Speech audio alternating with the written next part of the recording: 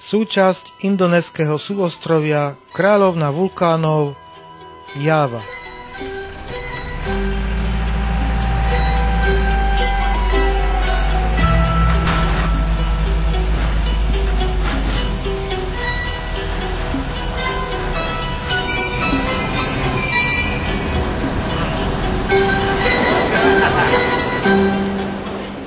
Cesta trajektom z balijského Gilimanuku do prístavu Ketapang na Jave trvá necelú polhodinu.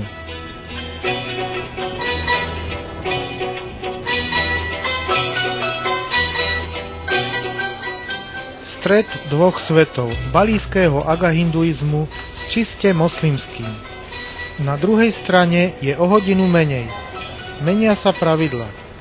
Cieľom výpravy je nahliadnutie na život jednoduchých ľudí tohto vulkanického ostrova.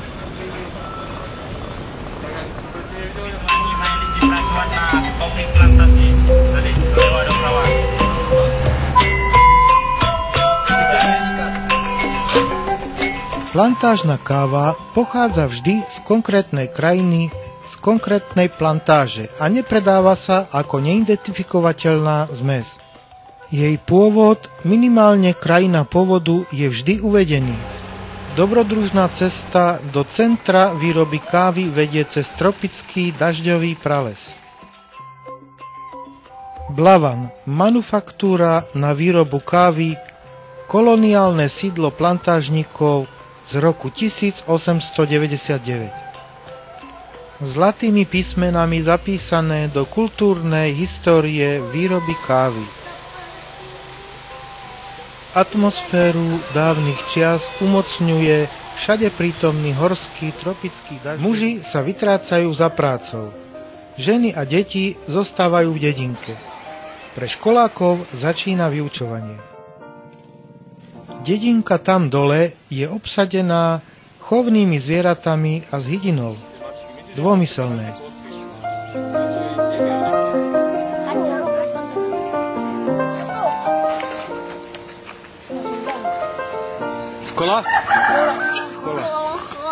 Do dedinky sa vrátime. Teraz naše kroky smerujú k prírodnému výtvoru neďalekej sopky Ien. Horúci minerálny vodopád Goa Kapur s vysokým obsahom síry. Ako vstupná brána do pekla.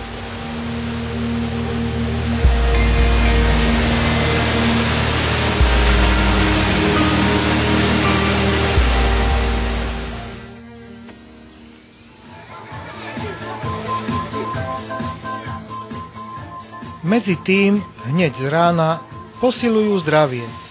Vždy čistí a upravení školáci.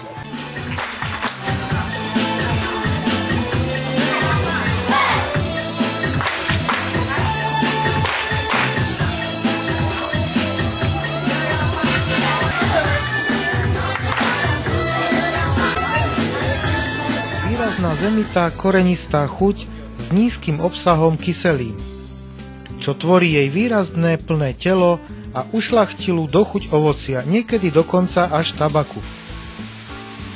Každá plantážna káva je špecifická svojou chuťou, ktorá závisí od typu spracovania.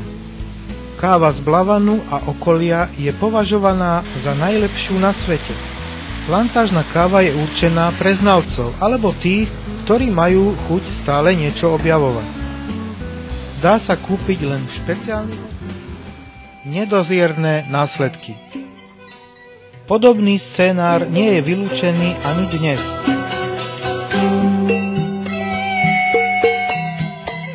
Míňajúc kávové plantáže, ideme sa presvedčiť, že vulkán môže človeku priniesť nielen skazu, ale i úžitok. Práve takýto je vulkán Ien s nadmorskou výškou 2214 metrov.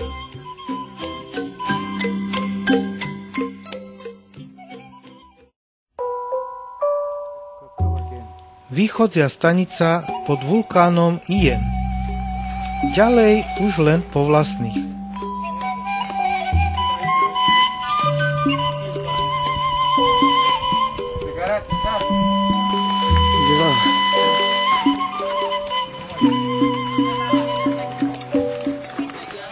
Vážna stanica.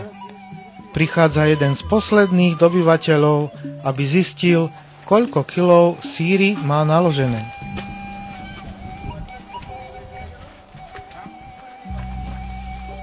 Temer 100 kilogramov.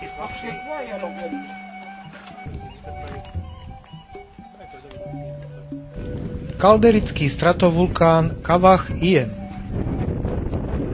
Vysoká hora kuželovitého sopečného pôvodu striedaná vrstvami lávy a vulkanoklastickými usadeninami. Síra, krehký žltý nekov, tabuľovité dipyramidálne kryštály, široké použitie. Na ťažbe síry sa tu podieľa 300 robotníkov. Komplex Ien je tvorený 20 km širokou kalderou a viacerými postkalderovými stratovulkánmi. V roku 1952 vyvrhol Ien tekutú síru a blato do širokého okolia. Erupcie a otrasy tohto kalderického komplexu pretrvávajú dodnes. Kaldera vzniká vyprázdnením magmatického krbu pod sopkou. Nadložné horniny sa zrútia, niekedy naraz. Vytvoria prepadlinu zväčša kruhového prierezu stovky metrov hlbokú. Niekedy kaldera vznikne jedným výbuchom, keď je celý vrch sopky odhodený. Na dne krátera často vznikne jazero z dažďovej vody. Zelený kráter, najväčšie vysokokyslé jazero na svete. Vzniklo na základe silnej erupcie z roku 1817. Plyn stúpa hore, mieša sa s dažďovou vodou, padá na zem v sulfurickej podobe.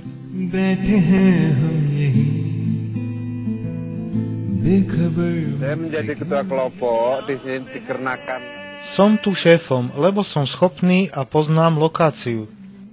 mengetahui masalah lokasi. Uživím sa tu dobre, za deň vykopem minimálne 10 tón síry. Riskujem pľúcnu chorobu, zuby mi už hnijú. Gianni zarába 30 000 rupií za deň, čo je $2. Je to 5-krát viac, ako by zarobil na kávových plantážach. Kašel a krvavé oči, veľa ľudí zomrelo. Nenosia sa tu žiadne masky ani okuliare. Síra váži toľko, čo my, a viac. Ľudia robia 8 hodín denne, 6,5 dňa za týždeň. Ahmad Safiu je zamestnaný ako nosič, jeden z najmladších, na uživenie dcéry a manželky.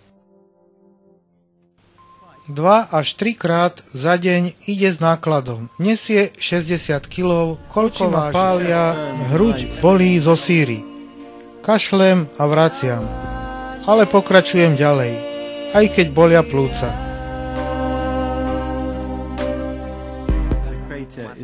Keď dosiahnem vrchol kráteru, dole zísť je ľahké.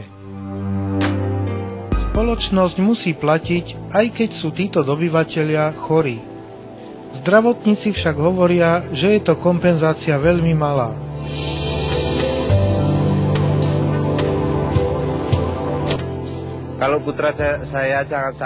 Aj keď pokračujem v tradícii svojej rodiny, dúfam, že táto tradícia skončí. Nechcem, aby tu moji synovia pracovali. Preto išli do školy, aby mali lepší život.